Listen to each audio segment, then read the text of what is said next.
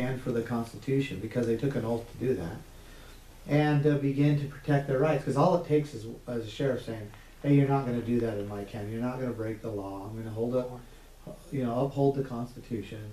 So don't do that." And literally that works. And then if they can do that, then the proper protection is done. And if they will not do that, meaning the sheriff and the commissioners, then we promised her that we would come and stand with her as well. Okay. So basically, you're simply teaching, your cause is to teach Constitution and what people's rights are and how to be free. Yeah, that's part of it, and get people to begin acting on their own. Okay. To begin with the knowledge and with the example and the understanding, to begin acting on their own rights, and then hopefully others around them will get to begin acting so that they can protect each other's rights. Okay. I'm going to read one here. It says, a leader of the group, Oath Keepers, past and present members of military, first responders, police officers who pledged to uphold the Constitution, issued a statement saying Ammon Bundy has gone too far. Do you know what they're talking about on that? It's interesting because that group that he's talking about, or whoever wrote it, they did issue something, but then later they came to me and they said they were wrong. And they are here now working with us. The reason I brought that up is because when you told me to look around and talk with people, we happened to be talking with one of those guys, and a couple of the boys came in and says, "We're here to support you in any way that you can." Yeah.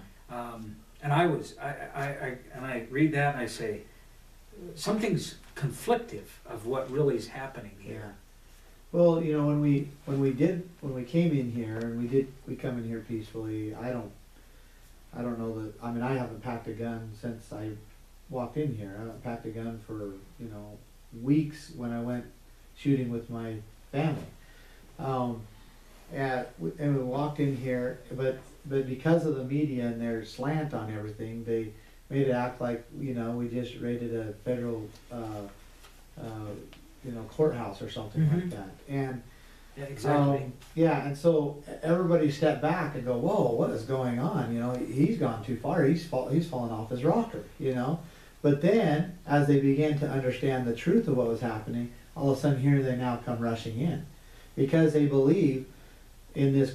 What we're doing is right. They understand the principles that we're doing, that we're standing on, and how we are being the lawful ones, and that there is no future the other way. The future is this way, meaning standing in this way for what is right. And so I'm not surprised they reported it that way, because they conveniently left off that now all of those groups are fully in support and have sent men and supplies and exactly. and finances and everything in this effort. Okay.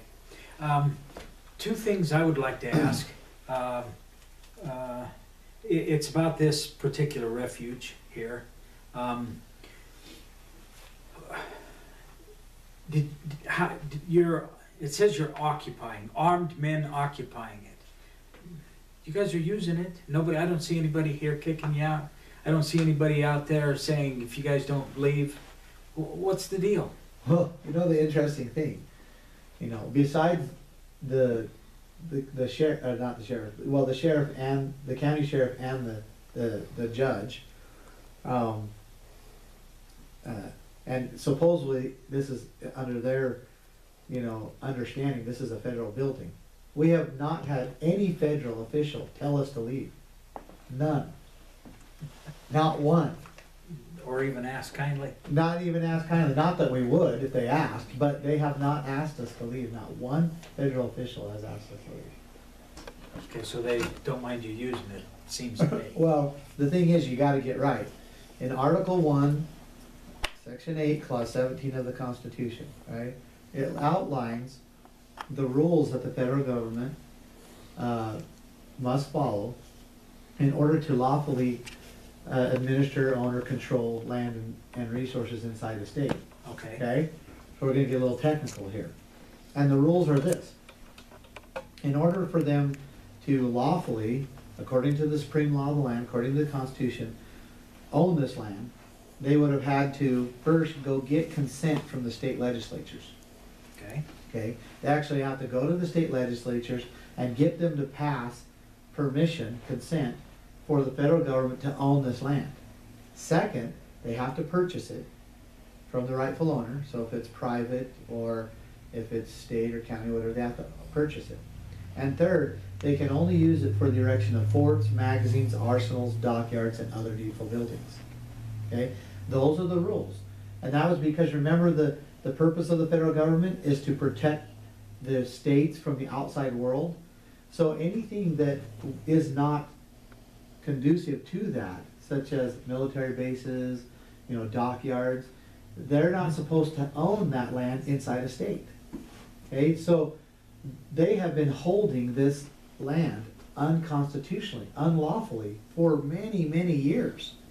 And according to the supreme law of the land, they do not have rights or permission from the people to be here doing what they're doing.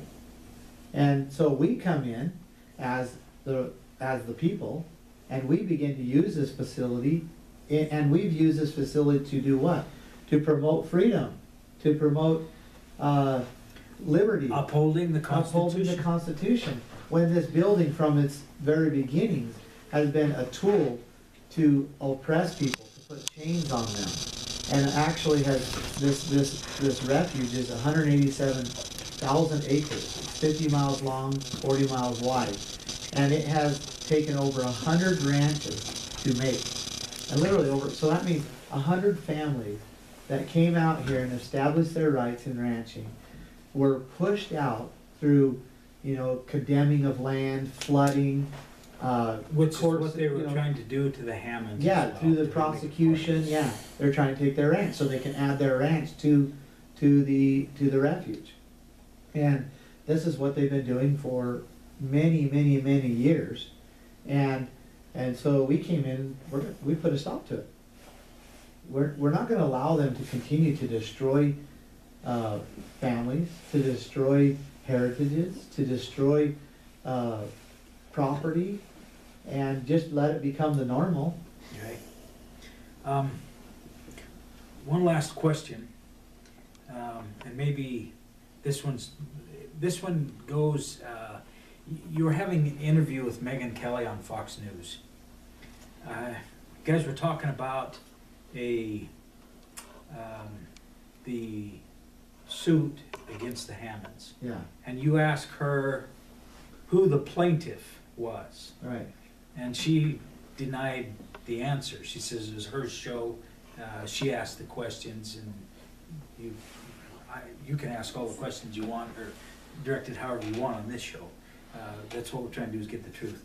Why was that so important that we knew who the plaintiff was? Well, so she, kind of the narrative was it, or the dialogue was, she asked me, well, it sure looks like the Hammonds, received due process, and that they have been basically found guilty, and now they're, and there's a tremendous amount to that. And then I asked her who the plaintiff was, and then she paused, and it was kind of, no one was going to answer, because I meant for her to ask that. I mean, that was my point. My point is here you have a federal agency, right, Okay. that is that it wants the Hammonds' land. Okay, it's very clear they've tried to acquire it for many years. Then they tried to push them off through taking of their water, fencing off their access. All of those things have happened, so they tried to put them in duress. And now they're using the tactics of prosecuting. Okay, so here the federal agency wants it. Now, who's the plaintiff in the prosecution? The federal government. Okay. Who's the judge? The federal government. Who selects the jury? The federal government. Who makes the court rules? The federal government. Who lays the laws and codes that they're trying to enforce? The federal government. And So cards are stacked. yeah, it's injustice. In fact, according to the American Land Rights, there's been over 100,000 cases that have been the federal government against individuals on land rights issues. And guess how many of those the individuals won out of 100,000? Zero. Zero. Every one of them sided with the federal government.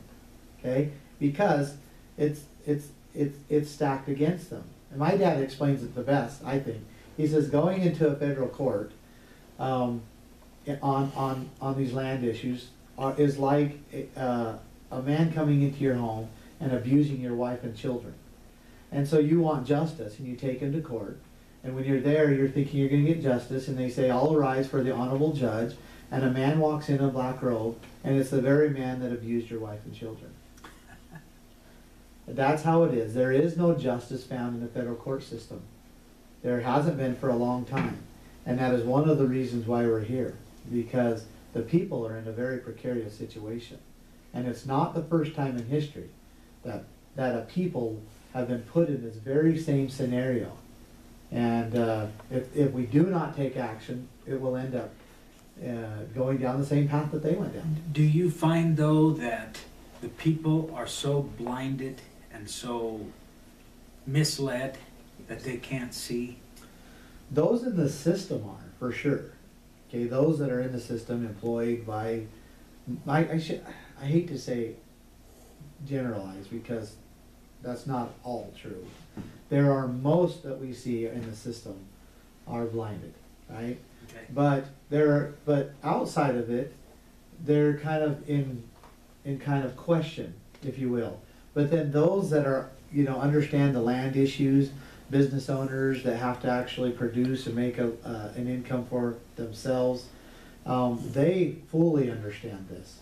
And they see where the federal government is coming down into every industry. It's come down into the auto industry, the banking industry, the finance industry, coming down into the housing industry, into the healthcare industry. And they're literally going down in there. They've identified where the wealth is, and they've come through their codes and regulations. They've identified it and grabbed hold of that and just sucked the wealth right out. And so leaving very little for the business owner, for the employer really, and for the product to be able to make a profit. And that's what they're doing. It's just basically strangulating their own people. I like to call them modern day conquerors. They found a very deceptive way to come down and conquer. Because conquerors, all they did is they went in and they controlled the land and resources, and then they controlled the people. Right. Okay. Well, that's all they're doing. They've come down in and controlled the land and the resources, the industries, and therefore they can control the people. They're plundering upon the American people's wealth. Okay. Is there any question that I haven't asked you that I should be asking you? I don't think so. You've done a pretty good job. It just, if I could emphasize again that point, that all wealth is generated from the earth. That everything that we have, everything that we benefit from man comes from the earth. And our clothing, our food, our houses, our comfort, our vehicles, our phones, all of that came from the earth. All of those resources to make those things came from the earth. And whoever controls the land and the resources has full control of the people. And our founders understood that it was the only safe place for the land and the resources was distributed into the people's hands, into the individuals, that it was not safe in one entity, whether it's corporation, whether it's government, or whether it's just an individual that owns tons of. It wasn't safe there, because then the people couldn't access it, they couldn't use it and benefit from it, and it would hinder their pursuit of happiness. Okay. And so, I'll just leave with that. We must protect the land and the resources, or we do not have a future. Okay, very good. Appreciate it. This is, once again, Don Allen Rico with On-Q Viewpoint. We've been with Ammon Bundy just to kind of get some of the meat and potatoes of what's really going on. Thank you for letting us come out and be with you. Thank you. And we'll do it again sometime. Very good. Thank you, Don. Thanks. A few more questions? Sure. Oh, bless You your have heart. to take this. I have to take that? Okay. Just to let everybody know, we are readoutnews.com out of North Idaho. And we're teaming up here with Revolution Radio and You Are Live. Excellent. So, I kind of want to talk a little bit more about the town. Okay. In the week that I've been here, it does seem like there is a shift towards your position. Absolutely. There's still a division. There's always going to be a division. You know, but I think it's actually swung the pendulum a little bit past the halfway point at this time. You wouldn't necessarily see it from last night's meeting. You know, Go. last night's meeting, I see that they really kind of tried to stop your First Amendment rights and Yeah. wouldn't let you speak and things like that. Do you want to respond to that? Well, the interesting thing is, and most people don't understand this, but there was another meeting where there was over 400 people there, and they were in, open support of what we're doing. And the county, well, Grasty, I shouldn't say the county, but because Judge Grasty and the sheriff, they held another meeting, and they even moved it up an hour so that they could try to pull from the meeting we were having. And so the people that were there at that meeting would have been the worst group of people that you could ever have. However, there was still over half of the people, well over half of the people at their meeting that was still in support of us. So the way that we can assess this is there was about 100 people that are pretty loud against what we were doing there in that meeting. But there was probably around 600 people that were there all together, and 500 of them were in support. And at least in some measure, and many of them in very open, open support. So, yeah, the tide has definitely turned. And people are beginning to understand why we're here and taking hope in that we might get some things done here that need to be done. I think the first meeting you were referring to, I think a lot of people learned some of the power that they have that they never knew that they had. And I think that goes back to the government-controlled schools. Personally, that's what I think. Yeah. They don't teach that. Yeah. Is that the key to all of these issues, you think, is teaching the Constitution in school again the way they used to? Well, that's the key to maintaining it. But the problem is we have deteriorated to the point where we have to do some restoration before we can just maintain. Because we can't maintain where we're at. It's unsustainable. And so that's what we're doing here. We're getting the rancher back to ranching, the logger back to logging, miner back to mining.